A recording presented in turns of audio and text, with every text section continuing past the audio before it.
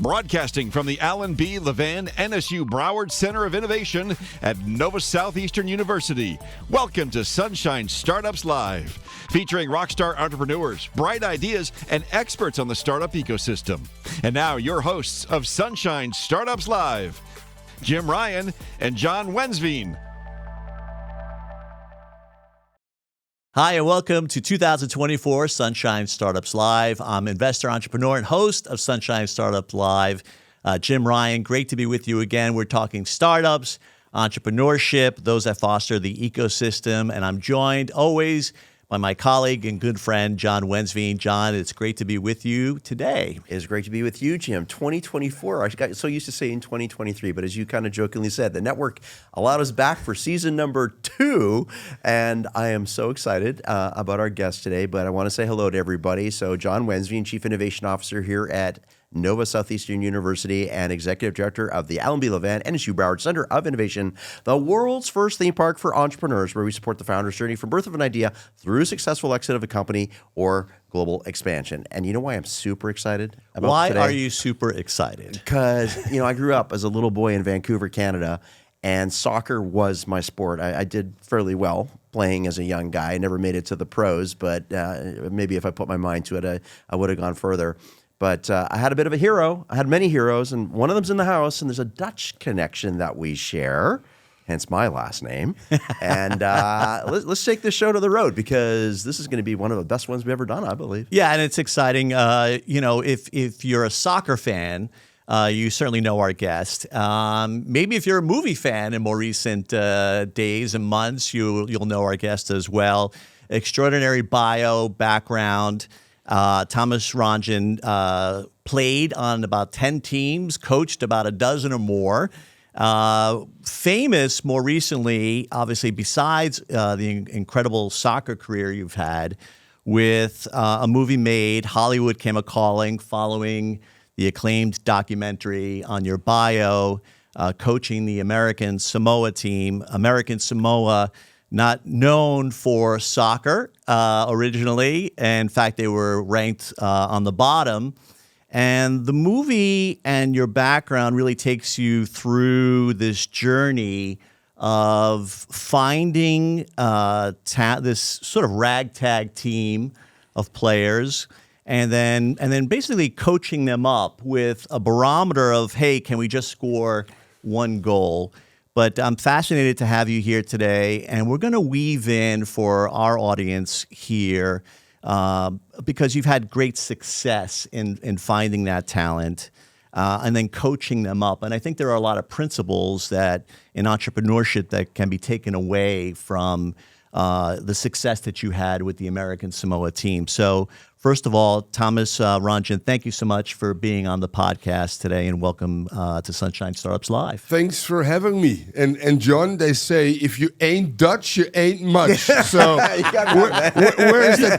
the picture, by the way? Right here. A young Thomas Rongen. Look at this. Playing away against Vancouver. So for our audience here, I have a picture. I'm going to have to ask you to sign it, right? 1979, 1979, Vancouver Whitecaps, and you were with? I was with, at that time, the Washington Diplomat. So, Sorry, John, this is 1980. 1980. In 79, I played for the LA Aztecs.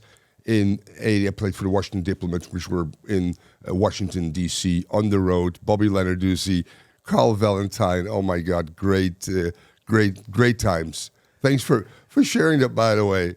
You should keep it if you wish. I would love to keep that one. Good action shot, perfect technique, holding up the opponent a little bit, which might be illegal at times. But thanks, John, for having me. We were joking earlier. That's the picture's in black and white, but I asked if you had gray hair even back then. So it's and joining the Gray Hair Club myself. So it's thrilled to have you here, and we want to talk about. I'm going to bifurcate this a little bit, talk about your background, and then obviously Next Goal Wins, starring Michael Fassbender, the movie coming out of the theaters now and streaming on a lot of the Amazon and others.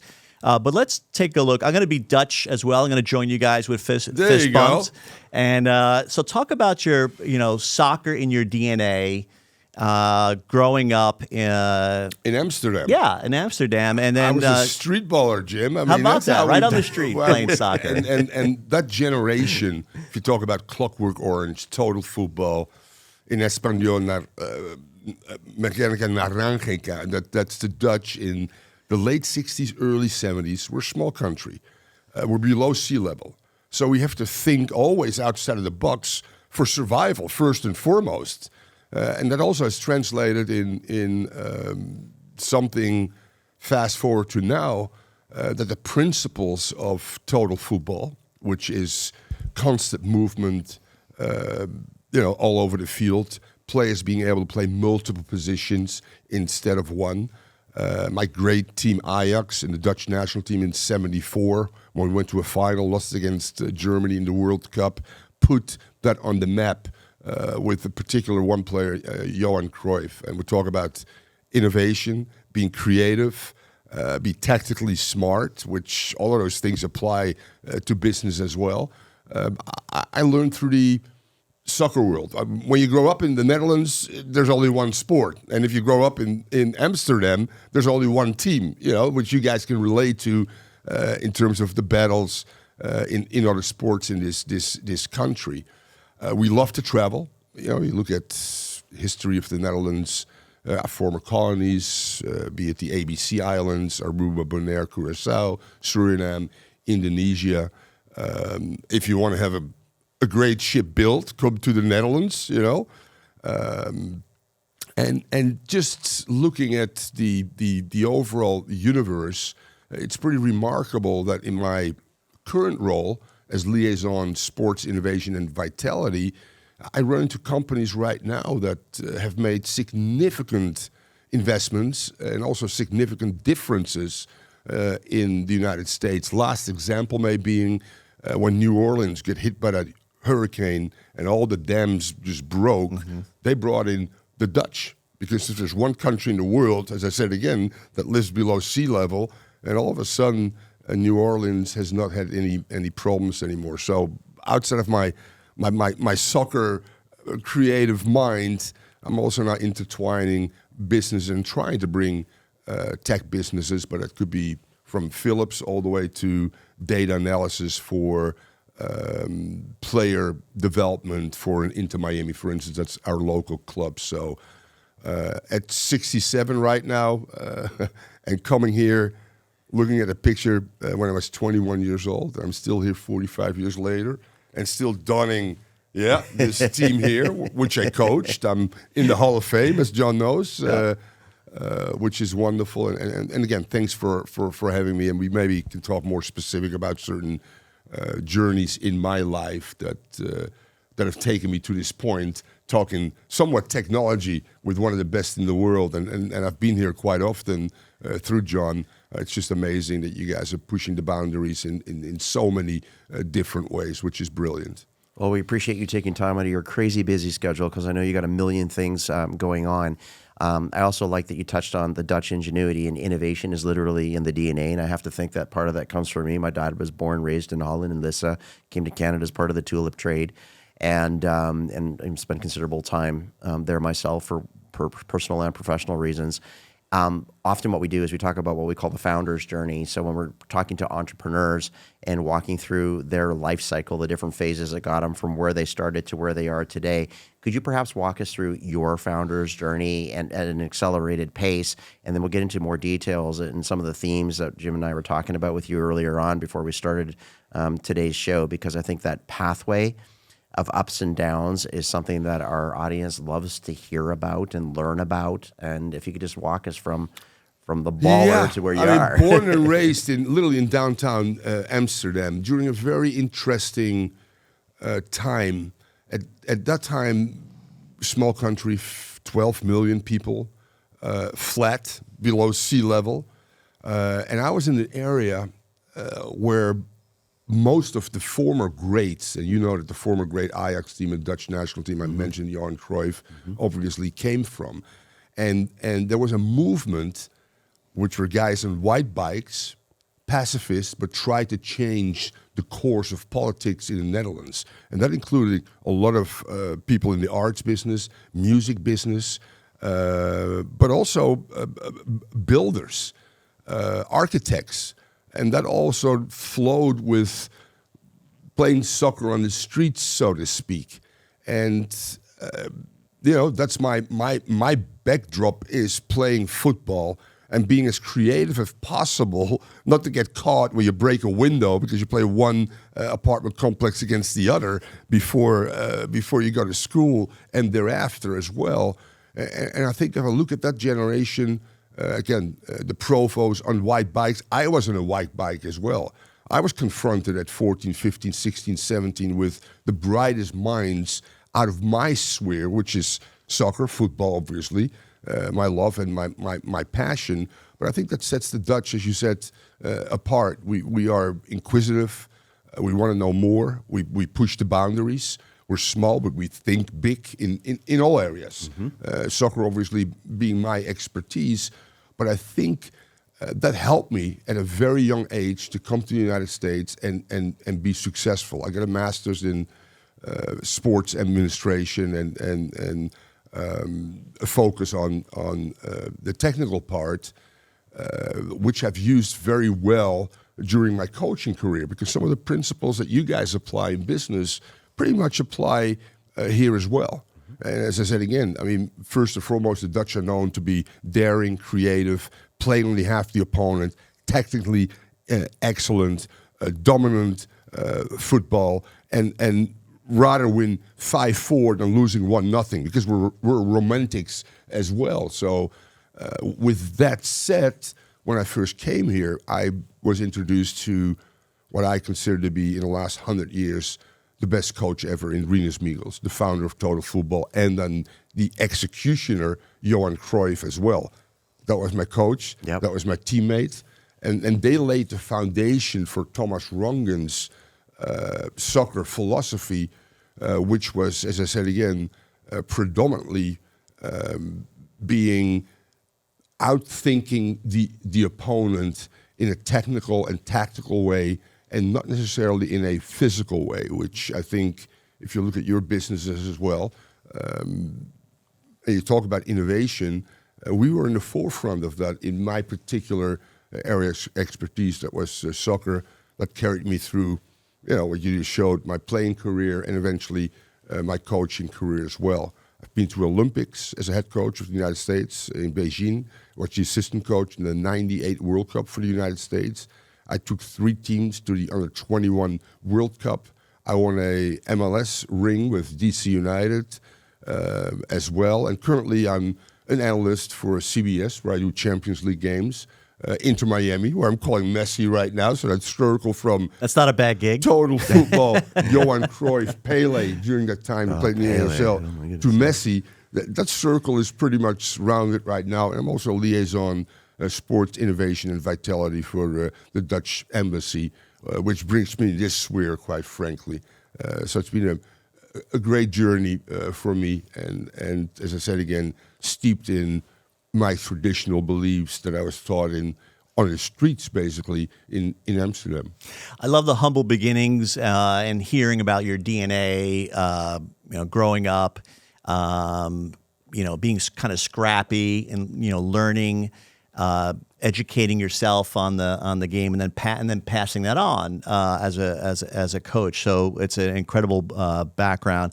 I'd be remiss not to kind of talk about the documentary, which because you've had such an incredible career in soccer, but there was a moment in time with this American Samoa team that was captured in this documentary, which kind of elevated you in a sphere of, hey, yeah, he was been a really good soccer player. He's been a great coach, but here's a moment in time where his greatness was even elevated. So kind of talk about, how did that documentary come about, that moment in time, and how special was that for you? Probably the most special professional and personal experiences. And I just mentioned that I'd been to Olympics, World Cups, and won titles as a player and as a coach. I took this job because I was still employed by the United States Soccer Federation on just a phone call from our president, who asked me, Thomas, we have an territory called American Samoa, similar to Taiwan, that needs some help. And I remember sitting in a bar somewhere, and I looked at my buddy. He goes, "Where's American Samoa?" And he goes, "It's next to Fiji." So I went, "Yep, I'm in." I started Googling. I'm going, "Oh my God, they're the worst team in the world. Last in the rankings, had lost 31-0 against Australia, which is a record still that stands in World Cup qualifying." But just like, we're talking about entrepreneurship and looking at challenges and welcoming those challenges and being able to make a difference. So that was my mindset.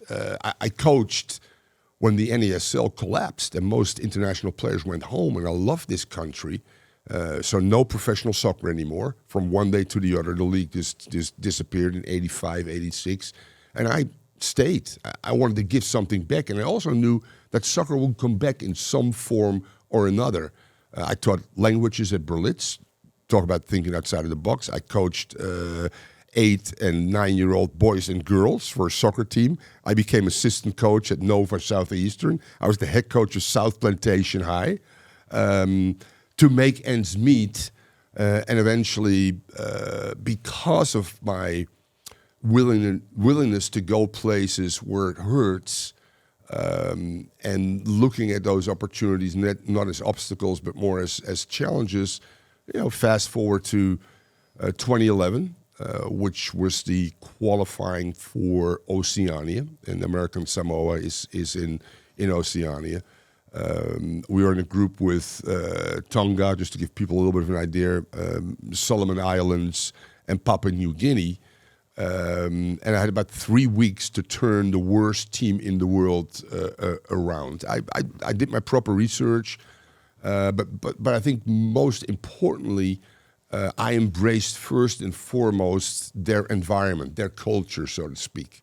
And I think if you talk about innovation in your world, you first and foremost got to embrace what's out there, and this massive obstacle or opportunity, and how can we intertwine with that and do something special. You talked about some of your startup businesses, that are daunting, but might have a chance because you got minds willing to go somewhere where it could be fruitful, but also you're stepping outside of your box and boundaries.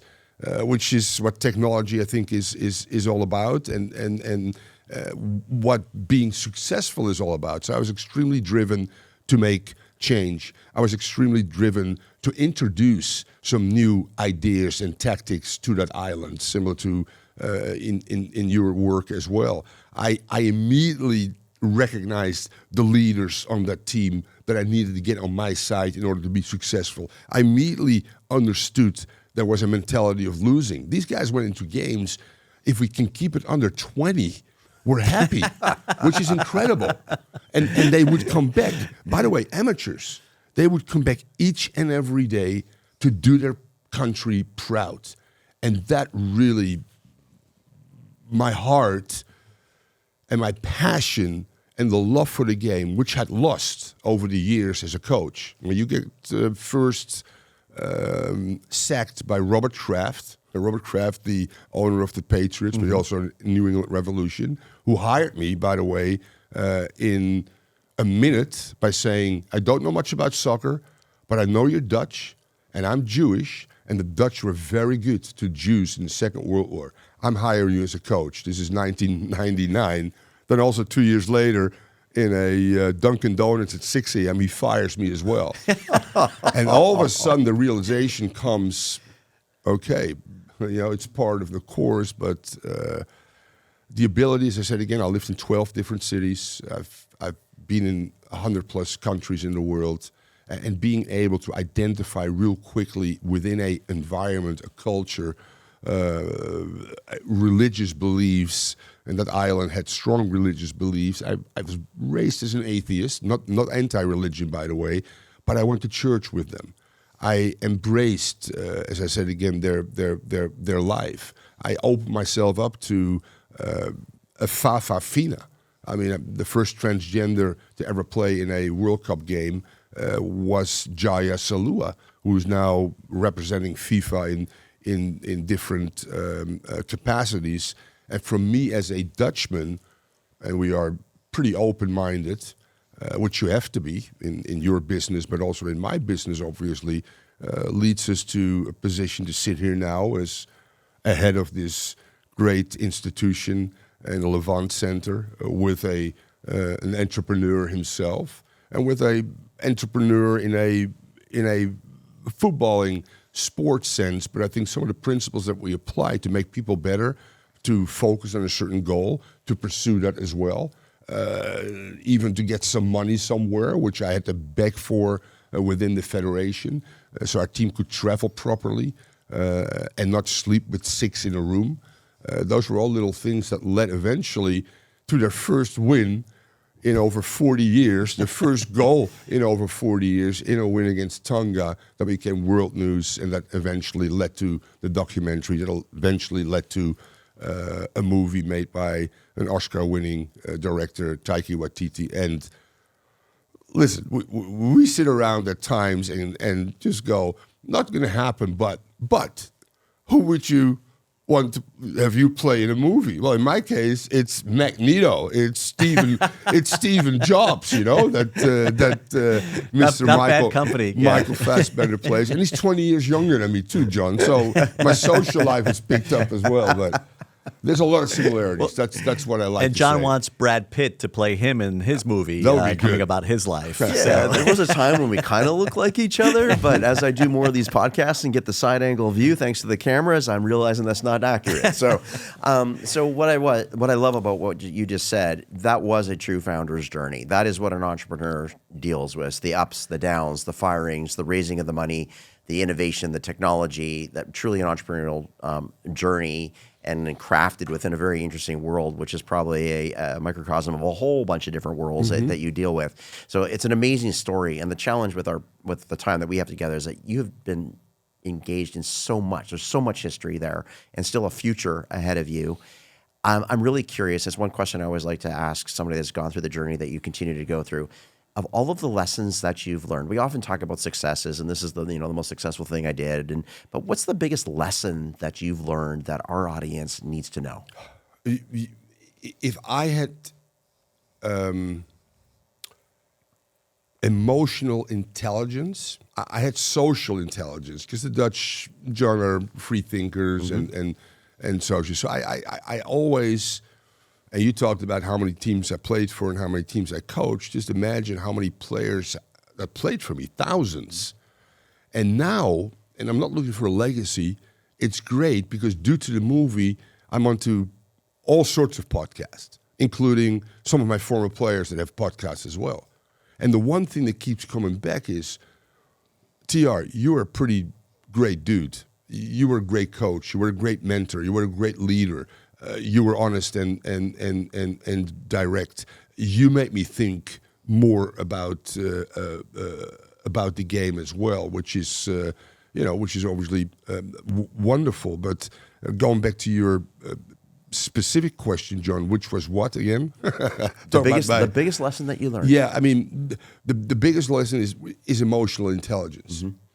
If I would have had emotional intelligence, I would have been a much more successful coach. And what I mean by that is, you're on this small island. It's 2 kilometers by 1 kilometer. It's wonderful. It's got 24 different tribes as well. And all these tribes have their own hierarchy within that and their own beliefs, although at the top it's highly religious. It's unfortunately a country that's pretty sad because there's a high level of alcoholism and obesity and not a lot of jobs outside of the tuna factory. So the only way for males and females to get off, they call it the rock, is to enlist in the army or get a scholarship. Rugby and American football is big as well, but in soccer. So I would say reaching out to people and make them, which emotional intelligence does, putting an arm around somebody and being able to touch that person in a certain way that they are willing to go beyond. And that's not easy in any job for that matter. I think that to me was a huge lesson to be learned, because this team responded to me, not just from a technical and tactical and physical and mental, more so the mental side, because I had to turn losers into winners as well. And the mere fact that I learned a lot about their culture, I learned a lot about all the individuals, which in prior jobs I didn't care. It was all about winning. So I lost some players along the line. And when things went wrong, being losing 3, 4, 5 games, and you're looking over your shoulder, and it's not Robert Kraft anymore, but somebody else is going to fire me sooner or later, which you're then driven by fear. So that country taught me, don't be driven by fear. Use emotional intelligence to push the boundaries of other humans in a common cause, obviously, because we're all wanted to win eventually a game. And what are the steps to do that? And I think if you can humanize and if you can push the right buttons in any field, again, as a liaison for the Dutch embassy in sports, vitality, and others that I'm in, it's pretty much the same. I was able to get 2 companies to connect with Inter Miami because of building relationships and understanding, and that's having a keen sense of your environment, obviously, what these 2 have in common, how can I bridge that, and how can we, through a better understanding of each other, build something special. And one was actually, which is really crazy, a guy that's the best in the world in grass, which is just insane. And this guy's hired now because he's found a method. Grass is in cannabis. No. Well, turf. Correct. I mean, which is a great one. I'm from Amsterdam, so that's probably when it comes to mind. But Big business nowadays. This guy has found a way through this technology that he understands when sun is needed, when water is needed. And he also brought something to Inter Miami where if people urinate in a stadium, then a half an hour later, players can use that urine to shower after a game, which is, talk about being crazy and maybe a little bit out there. But as I said again, it's all about connecting dots and making those dots, in this case, human beings, in my case, in terms of athleticism and soccer, and make them function as a group, because you're only as strong as your weakest link. So that became very important for me by building relationships that I, in the past, did not have, because I was a bit of a stubborn, hard-nosed Dutchman, old school, maybe a little bit more Bill Parcells than the current coach of the Miami Dolphins, McDaniels, for instance, because things have changed. And that's another thing. I mean, being able to recognize what is needed now, but more so what the future is going to look like. And in your businesses, that's very important for you to hedge your money on a high-tech small company that might become great, but also couldn't. And for you to look in the universe, which you're doing, with all this. Our friends back I know here. your friends back here. I think that's very important as well. So keeping an open mind, investing yourself into a project that makes sense, and then having people, human resources, buy into that, and have those human resources execute a game plan to the best of their ability, which happened in our 2-1 win against Tonga, similar as it happened in your last deal maybe, and your last deal as well, when the stars become aligned. They don't just become aligned because it happens naturally. No, a lot of hard work goes into that. So yes, a foundation is very important, John. Again, if I had to do it over again, emotional intelligence to me is huge, in particular to the modern generation, I think. I've changed that with my nephew and my niece, and all of a sudden they'll love me more now than they did 6 months ago, because I actually asked them about their friends in school, which I normally didn't have any interest in. I'm glad that you touched upon the emotional intelligence, and mentioned this generation that we're bringing up now, because we're lacking a lot of that. So that's an extremely important piece of guidance and advice for those that are listening. And because we're a family-friendly show, just to clarify the grass, it's grass that grows out of the ground, like for the soccer field. And I'll have to tell you that one of the most impressive things I ever saw is I went to the last time I was actually in Amsterdam. I had an opportunity to tour the stadium where Ajax plays, and it was all closed up, and they had these incredible hydroponic type lights and watering systems, and it's the greenest grass that I've ever seen. It's amazing. That's the company that's now making some headway in the U.S., and in particular, we all know with Messi being in our backyard here in South Florida, that soccer is taking off. We got the World Cup coming up in 2026. In a few days, we'll find out if Dallas will host the final.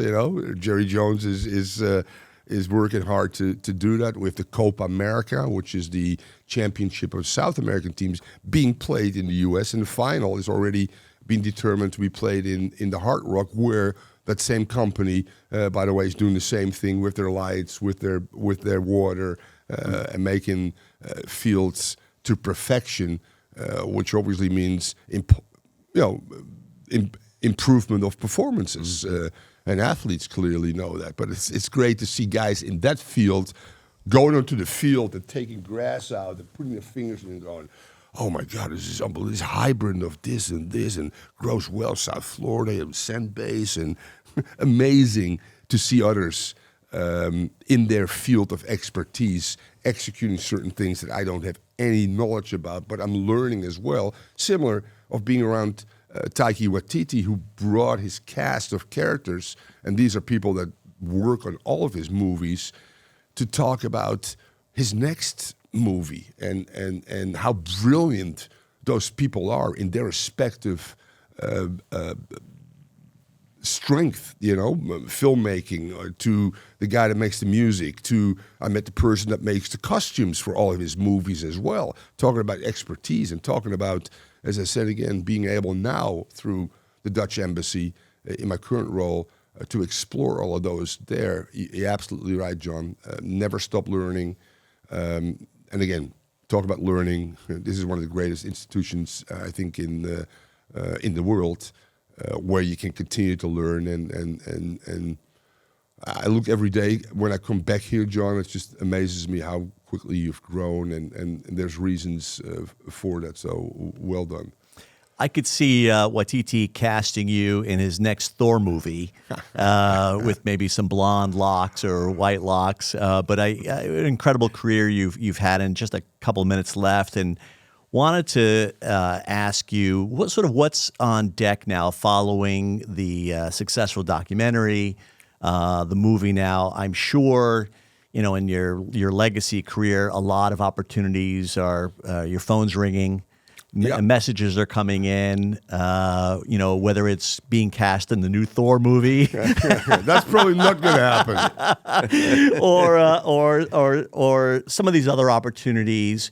Talk about, what's coming up for 2024 and all of these things that are being presented to you. I just looked at, Disney sent me an email a few days ago with all the interviews I've done from the start of the announcement of the movie till now. I've done 86 interviews, be it Zoom, be it print, be it in this kind of setting, all over the world. And at my age, at 67, being an analyst, being on TV, this doesn't hurt. I want to be relevant through the 2026 World Cup. Then I'm 70. Hopefully spend 8 months here and 4 months in downtown Amsterdam during the summer. That would be nice. So a book deal is out there. A documentary on the life of Thomas Rongen, or actually this company said The Curious Tale of Thomas Rongen, from Amsterdam to American Samoa and in between. which could be a docu-series coming out in a few months as well. So, yes, these things have not hurt from that standpoint. But as I said again, I'm a soccer guy. I'm looking at all of these opportunities from a distance. By the way, I'm getting 0 for the documentary and 0 for the movie. And it was never about the money to start with. This whole truly started because of love of the game and trying to make a difference. And just segue a little bit to talking to the president of American Samoa Football Federation about a month ago. He says, Thomas, your legacy was, yes, we won the first game in 30 years, but our growth in soccer, we've almost now are on a rugby level in terms of participants. So that's great for a small nation. Younger kids are playing, both male and female. We get more referees now. We have a better infrastructure, all due to you. And that makes that journey for a month so special and probably the best ever in my life from a professional and a personal standpoint. I was going to say, I was a little bit fearful. There was a period of time where I felt soccer was going south, not north, around the world, particularly here in North America. And when I grew up, it was hockey and soccer in my town. And then I noticed some trends where it just sort of wasn't as important. It wasn't as high profile as it used to be. And then it got resurrected. And it's probably the one sport that truly brings the entire world together, hence World Cup. And I'd be curious to see what happens over the next couple of years with that. I know that we got a lot going on here in South Florida around that. Interesting part, John, to go back to that. It opened 2 months ago in the U.S. and it grossed just over 10 million. It's been open now since January 12th in the rest of the world. In the rest of the world, you talked about football, the sport. Predominantly in the rest of the world and also catching on in the United States, it grossed about 20 million in the last 2 weeks, which means that people in Argentina, people in Korea, people in South Africa are watching a movie, which is a feel-good movie in not great times internationally in the world as well. So that's brilliant what TT did and going back again to leaving legacies and being involved in that. That's more gratifying than, as I said again, being able to get paid for both movies, which would be nice, by the way. But I signed a piece of paper in 2011. I remember vividly on the last day, and these 2 British filmmakers that eventually turned into a documentary had all the players and the staff sign it. And I said, it was 2 hours before the flight left. Very smart by these English guys. And my wife was there to sign it as well. She goes, just sign it. I go, I really should talk to my agent or my lawyer. So I signed it. Find out later that I pretty much gave the not only the kitchen sink, but everything away. Hopefully part 2 will be a different set of circumstances. Well, there are lessons learned there for entrepreneurship as well. Absolutely. Never sign a contract while waiting for a plane. On And I'm going to think twice the next time I drink my water. Well, a great bio, great story. A great life, and I think you'll find a lot of inspiring stories. The documentary, obviously, more true.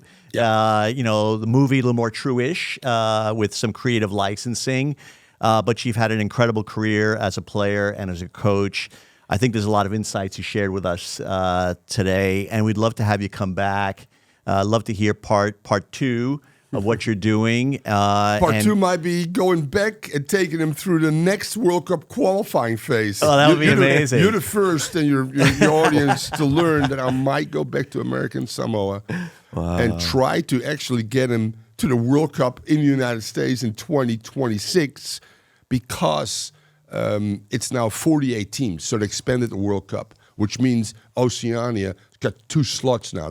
It used to be 1, and New Zealand was the dominant team that always went to the World Cup. So now the smaller nations have a chance to go there. So I'm debating potential sequel. I would go back there because I love the people, I love the country, obviously, and I would love to help again. So yes, people. Maybe breaking news that we have here.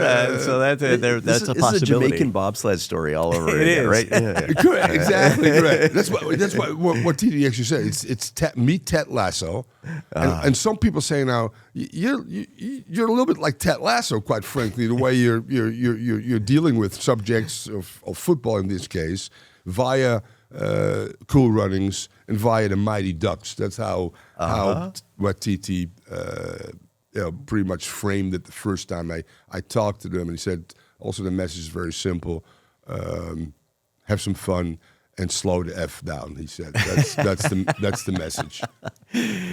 Pretty good one. Well, that's an added message to a wonderful story, and thank you so much for sharing the background, the insights, the nuggets of wisdom shared today. Coach TR, I loved it. I heard TR today, so I'm going to call you Coach TR. Thank you so much for being on the podcast today with us. Thanks for having me, guys. Thank you. Thank you very much.